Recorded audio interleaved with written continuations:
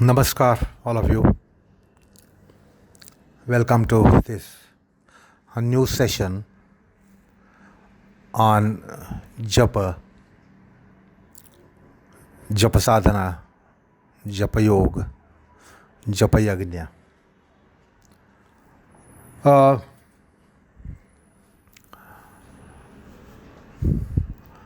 the Japa, as I said, can come for very trivial reasons to ultimate phase in spiritual samambonam. From material plane, which is very, very trivial, to adhyatmic, paramarthic plane, what we call a spiritual plane, that too on its highest rung.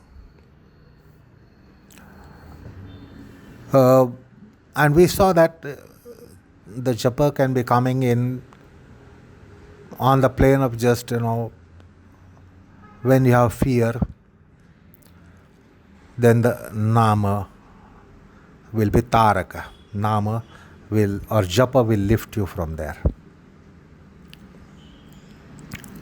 And even mundane materialistic plane, if you want some name, fame, wealth, glory, riches, health, it can come there. That's the marvel of the japa. Japa is apathy.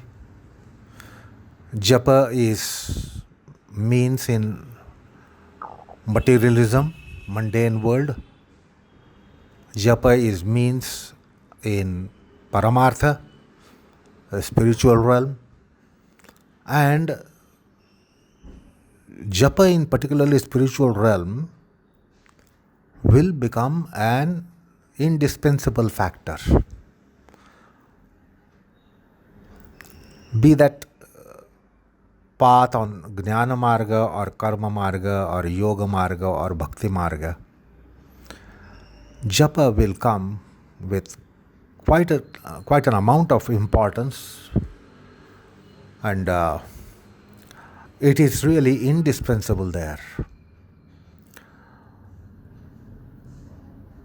For a jnani in jnana marga, japa is as vital as for one who is in bhavanic world, emotional world of bhakti. So that is how this japa has to be understood. That it is multifaceted. It comes in multitudinal forms. Unless it comes in multitudinal forms, it cannot be a sadhana in paramartha at a very hierarchy.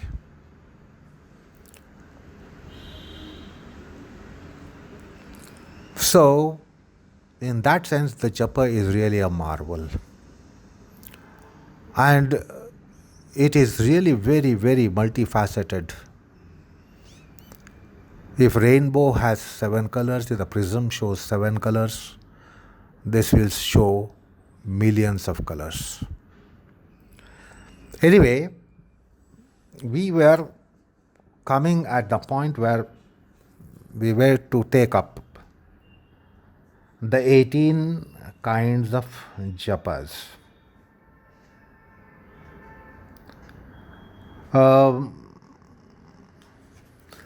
And since there are these many kinds of japas, the japa comes in every form of yoga mentioned classically. I have been repeatedly giving you the list of yogs which come in classical realm, which is coming from lore: jnana yoga, karma yoga, bhakti yoga, dhyana yoga. And in dhyana yoga, you have mantra yoga, laya yoga, hatha yoga, raja yoga, rajadhi raj yoga. Then Japa Yoga, Nama Yoga, Nada Yoga. So many kinds of yoga have been mentioned in the wisdom of the Lord, Upanishads, and the Adhyatmic Parampara. It is because of these 18 kinds which we are going to look at.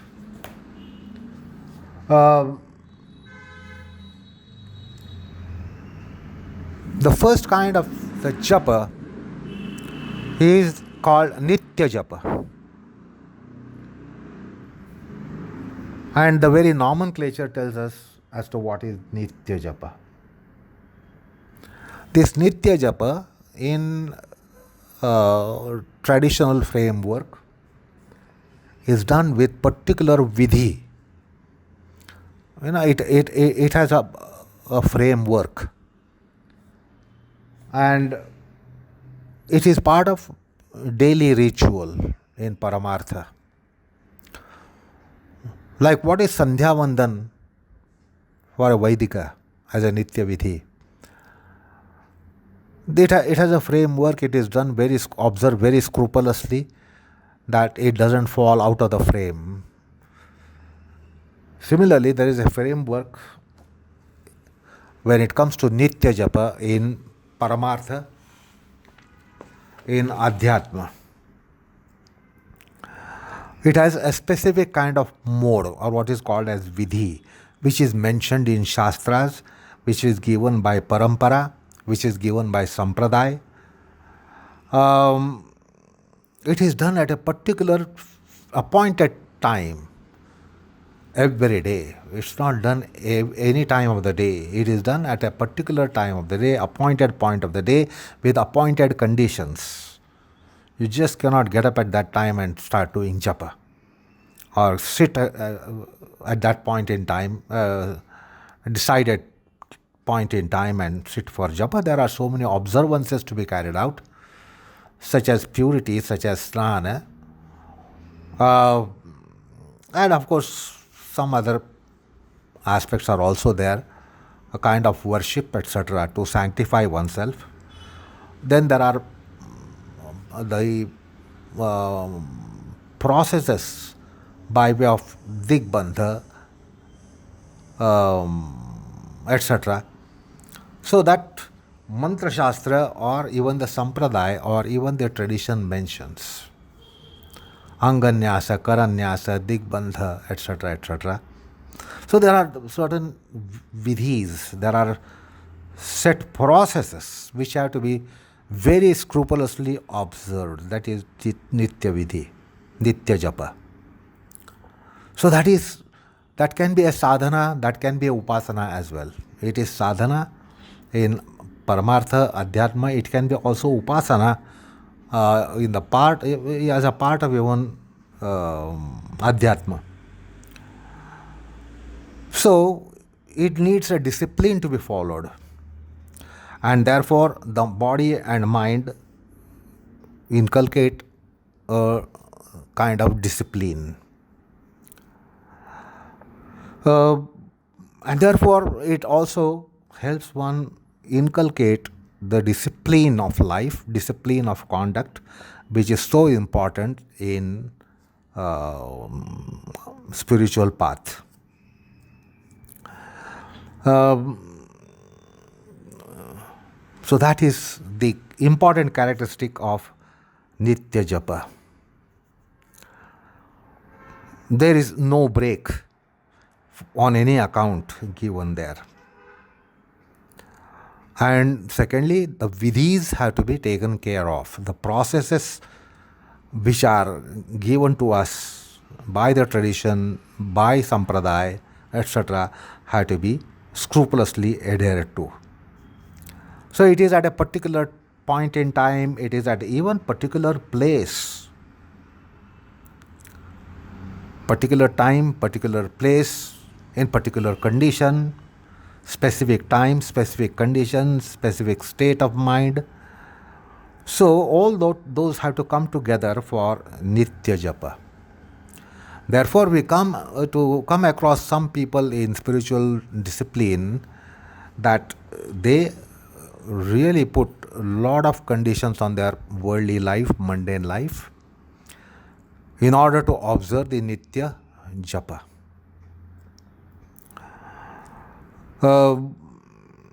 Their mundane life is a tight framework,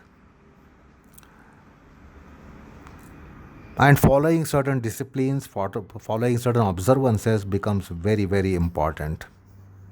So this is the first kind of japa. The second one is Naimittika japa.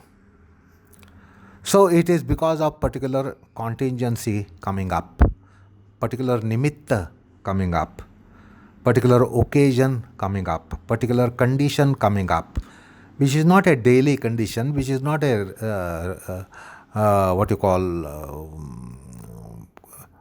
a regular condition in life. It comes in life once in a while, and therefore there are certain japas in such condition.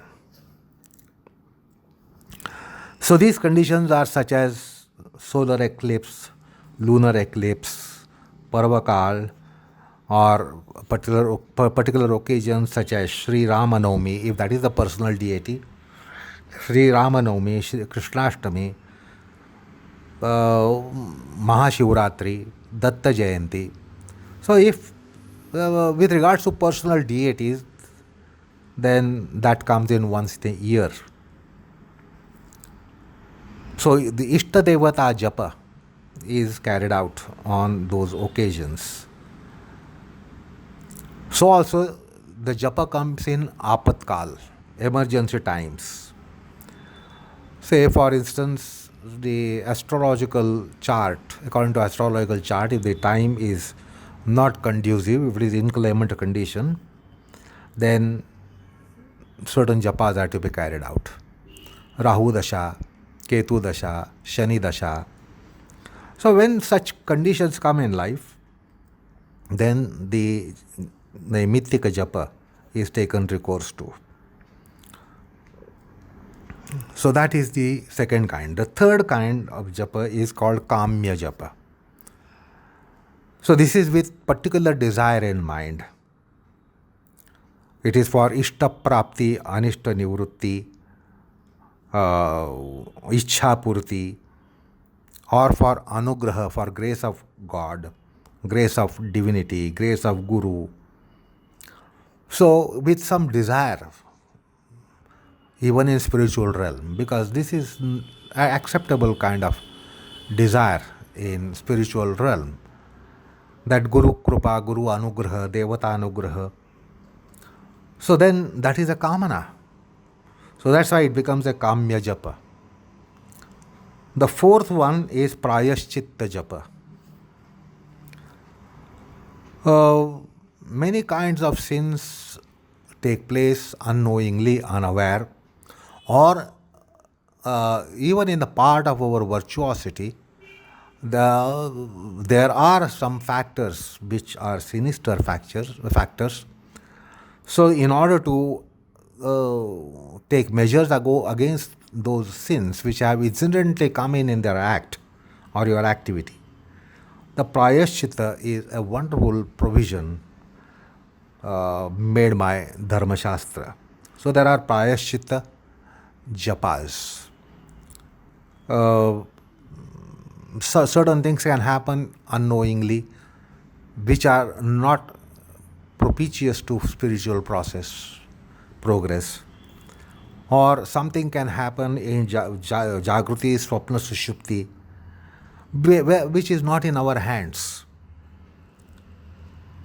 So also in our states of life such as Balyavastha, Kaumaryavastha, Yauvanavastha, Praudhavastha, Vardhakya, that is old age. So in the various states of our biological states of our life, certain things happen which entice an atonement, expiation. So as Prayascitta karma, there is Prayascitta japa.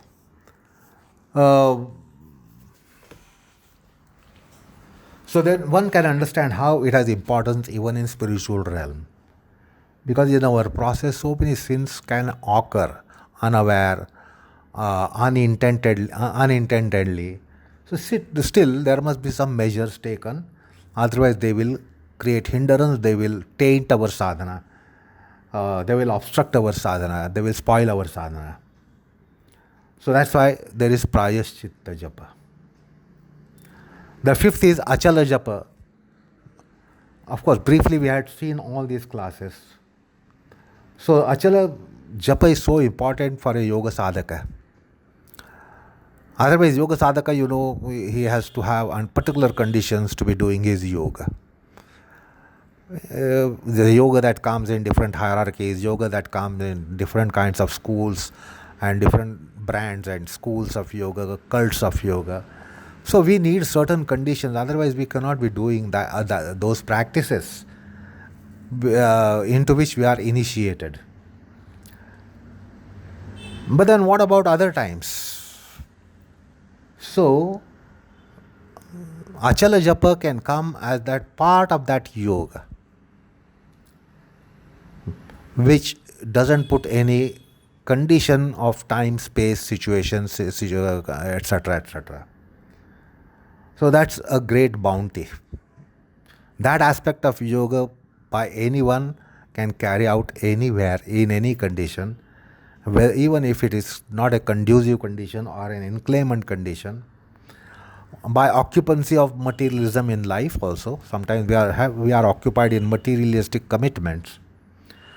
Yet japa can come in there. So that's again a great kind of concession given to spiritual seeker. So all conditions are relaxed for this chala japa.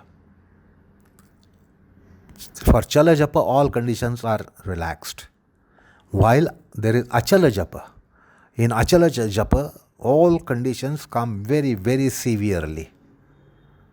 All observances must be there. There is no compromise, there is no concession. So chala japa gives lots of concession, achala japa gives no concessions, as a matter of fact, puts more shackles, which is required as a part of discipline and as a part of rigorosity in sadhana.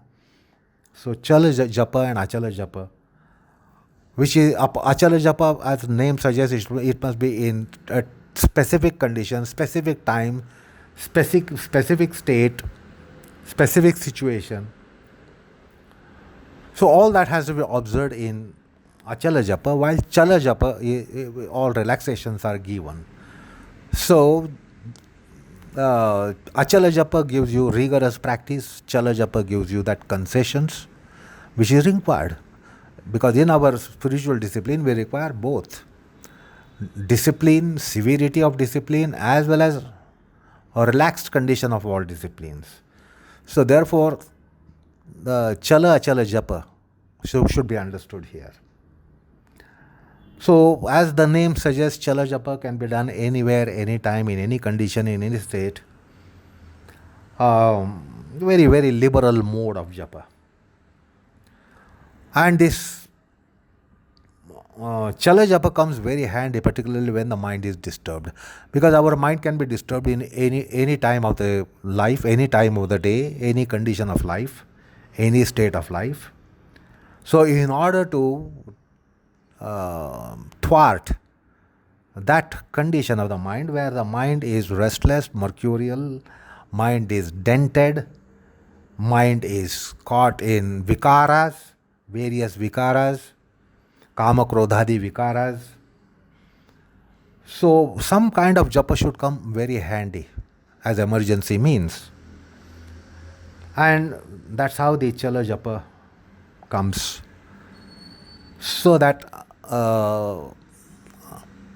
our fall in conduct is prevented by such chala japa. It comes it's a kind of great endowment. It comes in a kind of great way to be countering any inclement condition of the mind, disturbed condition of the mind, depleted condition of the mind, weak condition of the mind, wandering condition of the mind, muted condition of the mind. So we must have some emergency measures in hand, and the Chala Japa is really a great concession to those who are in the path of Adhyatma Paramartha spirituality. So that dissipation of the mind is to great extent controlled or perhaps even prevented. Because the mind, otherwise, mind has no shackles. Mind is not under our control nor under control of anything. Mind is a free bird, and therefore this Chala Japa comes very handy for such characteristics of the mind which are encountered by sadhaka in all planes except the final plane in spirituality. It has an enormous amount of apasamskars. The mind has apasamskars. And then the mind will play all havoc. So to prevent that havoc, the Chala Japa is really a great bounty. Since it doesn't have any framework, vidhi nishedha is not there. So,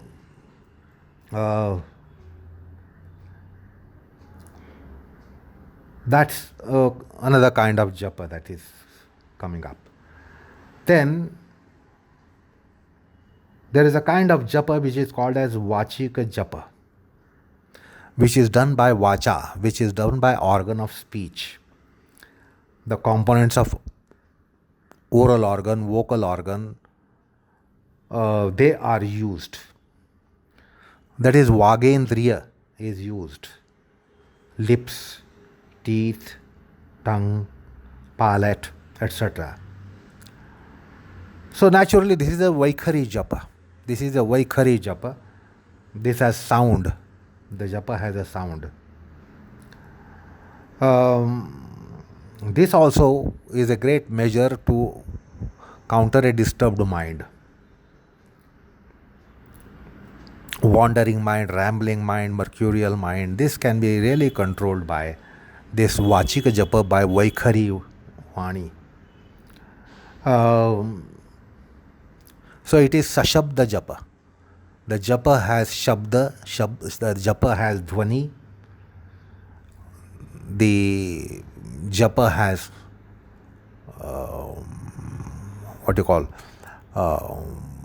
sound form, and therefore the use of the various pitches can be adhered to, and therefore it is really a great controller to counter the indisciplined mind in havoc, mind playing havoc. Then there is a japa called Upanshu japa.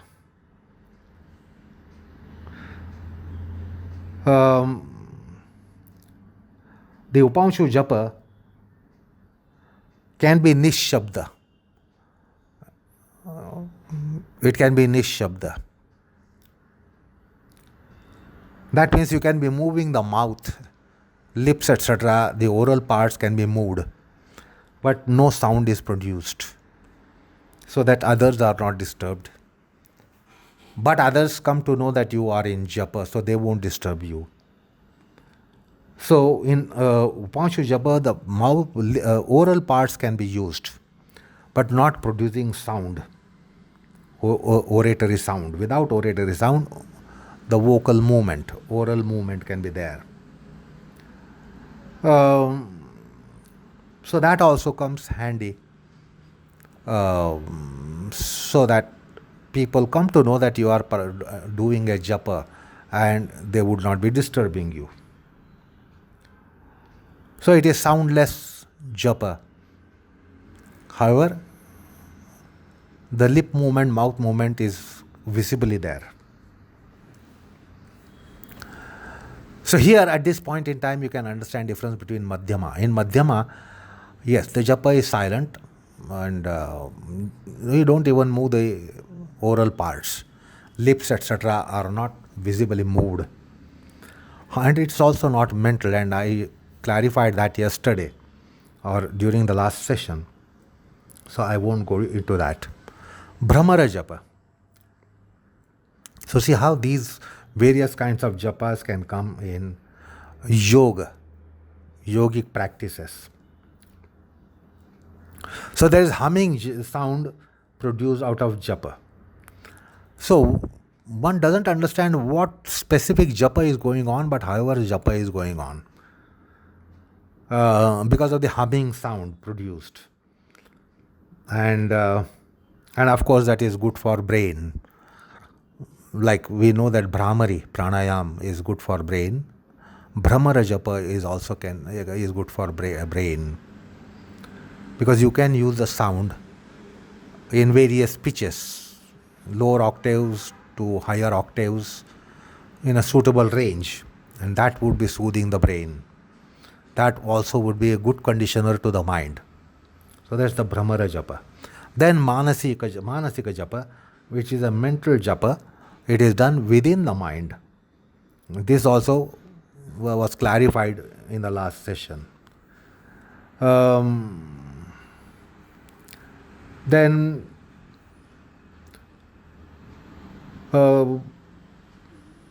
this japa again can be done anywhere, anytime. Manasika japa. There's some relaxation of conditions for manasika japa. So just as Chala japa has concessions, Manasika japa has concessions. Then there is Nishiddha japa, where japa should not be done. This prescription in the Shastra is also important. Like which japa should not be done, when japa should not be done, where japa should not be done. So that itself has become a kind of japa, because it is so important to consider. So all nishiddha aspects are mentioned in this kind of japa, so that we don't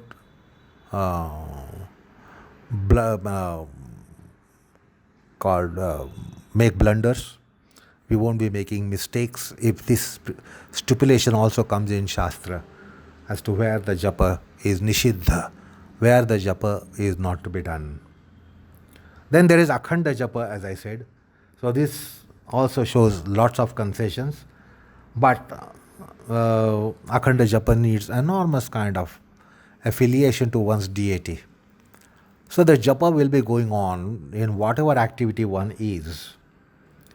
The moment this person comes to awakeful state, the japa starts coming up. So there's always a playback of japa in entire awakeful state. And this is important for some of the devotees of divinity and devotees of deities. So that can come as a drone instrument behind every kind of physical, mental activity, any kind of activity. Their affiliation to their deity is so strong that it's quite a spontaneous thing. So this japa goes in awakeful state unto death, amrutyu. So this kind of japa is also there. It is akhanda japa. It is continuous japa going on. Then ajapa japa. Ajapa japa has reference to breath and breathing and pranic movements. 21,600 cycles of breathing go every day. And therefore ajapa japa, the breathing itself is a japa. There is a hierarchy of yogis for whom very breathing itself will be a japa, and therefore it is called ajapa japa, or it is also called anahata japa. Then there is pradakshina japa. A practitioner of yoga in any realm, after a particular hierarchy, there will be a personal deity to be worshipped. And then in that worship of the deity, there comes the act of circumambulation. Circumambulation in a temple shrine. circumambulation or going around one's own self, one's own body, going around, turning the body in 360 degrees. Pradakshina, that's part of upasana. So, in yoga, any kind of yoga, somewhere at some point in time, upasana would be coming. And in upasana, you get this pradakshina japa.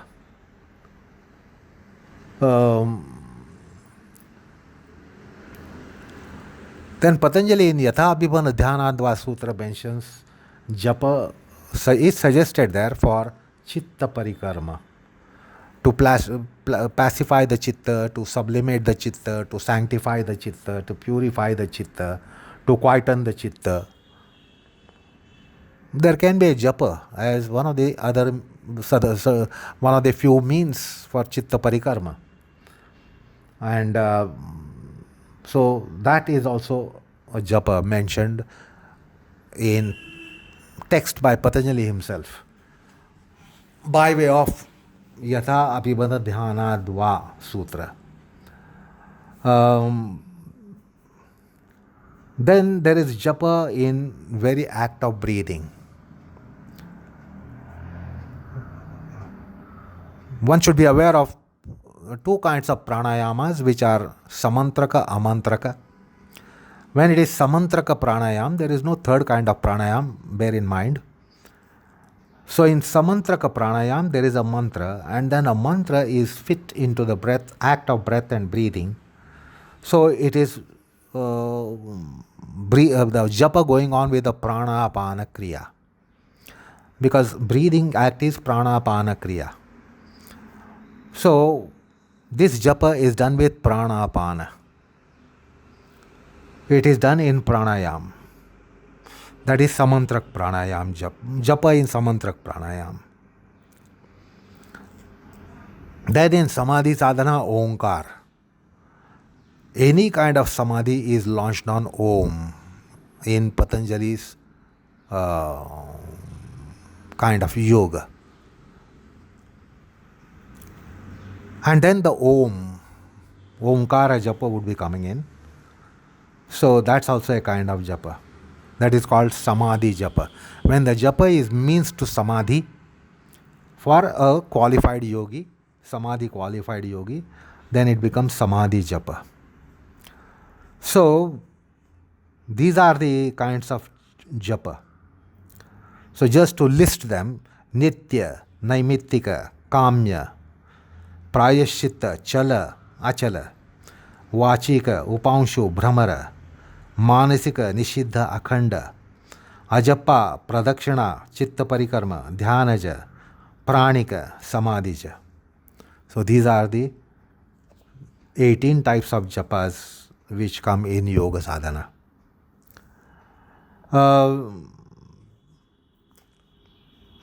Then incidentally, we have to consider a matter here, that there are certain shabda pradhana mantras and artha pradhana mantras. Now, japa is always with a mantra, on a mantra, of a mantra, or with a nama, of a nama, and then nama is also considered to be a mantra, taraka mantra. So, there are Shabda Pradhana mantras, there are Artha Pradhana mantras, Bhavana Pradhana mantras. Some mantras are just to be uttered. Whether you know the meaning and whether you have feeling, etc., it doesn't really matter. The very utterance of the Shabda would be doing the job. So in Mantra Shastra, we get this classification that there are Shabda Pradhana mantras and there are Artha Pradhana mantras. So in case of Shabda Pradhana mantras, you may not bother about the meaning, you may not know the meaning. It is not even necessary to know the meaning, and yet the very utterance of mantra will do its job. So like in case of language, it happens. Suppose there is unknown language and I am going to a foreign country, a place, and there that language is there. I do not know the language, yet I can consult someone, ask someone about some expressions to make. like expression to greet, hello, how do you do in English, etc. Now, I could be misled. Then, if I am misled, and then I am alternately given an expression, hello, bloody bastard, how do you do? So, I am not meaning to say that, yet I have said that. And the repercussion will be obvious. I will not be able to escape a spank or a kick from the person in front of me. Why? Because the very word has that power, whether I mean it or not, whether I know the meaning of it or not. So, such utterances in language. So, even if you do not know the meaning, or if you have wrongly known the meaning and you utter it, it plays its role. So, there are certain mantras like that. That there are dhvani pradhana mantras, shabda pradhana mantras, and then some mantras are artha pradhana, bhavana pradhana. You must have bhavana behind it. There is, without bhavana, the mantra will not work, or japa will not work efficaciously. So this classification has to be known, because japa is always with reference to japna, mantra. So the mantra, there are two kinds of mantras, where Shabda Pradhana mantras and Artha Pradhana mantras are there. In Shabda Pradhana mantra, the utterance is very important. Proper utterance is important. So if the utterance is proper, the mantra will do its job. In case of Bhava Pradhana mantra, Bhavana Pradhana mantra, Artha Pradhana mantra, that will not work on that principle. You must be knowing the meaning. It must mean to you. Not only that you should know the meaning, it should mean to you, and then you must have necessary bhavana, suitable bhavana. Then that japa will work, or that mantra will work. So for Shabda Pradhana mantra, the organ is only oratory organ. For Artha Pradhana mantra, the heart also comes in. The meaning that is born in the heart comes up, and it is very important constituent of that japa, what is called as bhava bhavana and bhavanikata. So in Nama Yoga, this has a great importance. You can't be in Nama Yoga without bhava bhavana bhavanikata. Emotion, emotionality, etc. are so vital. So dhvani pradhana mantras, bhava pradhana mantras. Dhvani pradhana japa and bhava pradhana japa. So this classification is also to be understood here. That's why Patanjali, while mentioning pranava, he says, Tajjapastadartha bhavanam. Where does it come? Tasya vachaka pranavaha. And Tajjapastadartha bhavanam. So pranava japa, which has come in Asampragnata chapter of yoga, Asampragnata section of the yoga, or Sampragnata Asampragnata section of the yoga, the pranava japa, samadhi of yoga, the pranava japa is indispensable. Get to know here that no samadhi is launched without pranava japa. It's a master key. That's why it is called Maha mantra. It is called mantra raja. For every kind of samadhi, any kind of samadhi, every time the key to unlock the vyuthana, unlock the nirodha and lock the vyuthana is pranava. And then it is artha bhavana sahita japa. Therefore, in yoga, we need to know the Om and not just utterance of Om. Initially, we will try to know the utterance of Om, how the Om has to be uttered. But soon it becomes imperative that we also try to have Omkara Jignasa, Pranava Jignasa, and try to understand the meaning of that Pranava. the Om. Um, Now, at this point in time, let me also tell you once again, bring in, if I have already told you, etymological uh, root of word japa. Jakaro janma vichedakaha, pakaro papanashakaha. That's how the word japa is formed.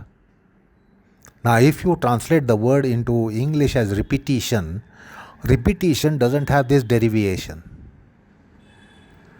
Therefore, it is not proper to translate japa as repetition, because it cannot be any japa, anything cannot be repeated. What you repeat as japa must be janma vichedaka and papanashaka. It must deliver you from the wheel of birth and death, birth and death, birth and death, and it should also be papanashaka. It should also obliterate your sins, mitigate your sins. Now, japa is always, as I said, is of a mantra and alternately nama. What is mantra? Mananat trayate iti mantraha. By deliberating or by reflecting on something where you get deliverance, where you proceed towards emancipation channel, emancipation track, that is mantra. Mananat trayate. It will redeem you by merely the thought baggage behind that constitution of letters in mantra. So now, therefore, it is important to understand what is mantra. Mantra, as we use in our modern man's parlance, shortcut. If you have something, shortcut to something, you say that is the mantra. And such meaning should be set aside. It is not something shortcut to whatever we want to do in life, success, etc. Attaining success in mundane life, worldly life, materialistic life with a shortcut is called as mantra, unfortunately. That's why it is a mantra to success, mantra for success. What is that mantra there? The meaning is shortcut. So this meaning should be set aside. Mananat trayate iti mantraha, jakaro janma vichedaka, pakaro papanashaka iti japaha. So this must be understood here. Then with reference to nama, the nama should not be any nama. Nama has a specific meaning in Adhyatma. Literally, the nam means only nomenclature. But in Nama Yoga, the meaning of Nama means the name of the personal deity or divinity, which is a Taraka Nama, which can give you liberation, which will put you in the path of liberation, which will give you, propel you, impel you in the path of Adhyatma, that is Nama. So the Nama is always of divinity. The Nama is always of a personal deity. And there are countless names to personal deities, Sahasranamas to very personal deities, Sahasranama to even the divinity Narayana, be that Shiva, be that Shakti, be that Ganesha. There are thousands and thousands of namas. So that is the typical meaning of nama. So again, it is a redeemer. It is again obliterator of all sins. It also helps one accumulate dharma. So that is how the nama is also a constituent of a japa. Or nama can be locus for japa. Japa can take place for nama. Now when it comes to nama, see the importance to bhavana. We can all utter the famous Varakari Nama called Ramakrishna Hari. Now, phenomenally, nothing much happens to us. Ramakrishna Hari, Ramakrishna Hari. But when the same thing is uttered by someone of the caliber of Tukaram Maharaj, Ramakrishna Hari, he would go into trance. Because the bhavana package was so strong to someone like Tukaram Maharaj that he would have a transcendence. He would evoke supraconscious mind. It is because of bhavana. So bhavana should not be considered very trivial, should not be looked down upon. It is bhavana of Tukaram which was lifting him by uttering Ramakrishna Hari or just remembering Ramakrishna Hari or even just hearing Ramakrishna Hari. What is called as ashtasatvika bhavas in bhakti, they can be evoked by the bhavana in nama. The ashtasatvika bhavas are romancha, that is hair standing on the end, sveda, the dampness covering the whole face and body, romancha, sveda, ashru. Even the water, eyes will be having watering in the eyes because of profound, profuse devotion to that divinity or deity. Kampa, there will be vibration in the voice, vibration in sound, even the body will be having a vibration. Or stambhana, the body might be arrested to a statue form. That's called stambhana.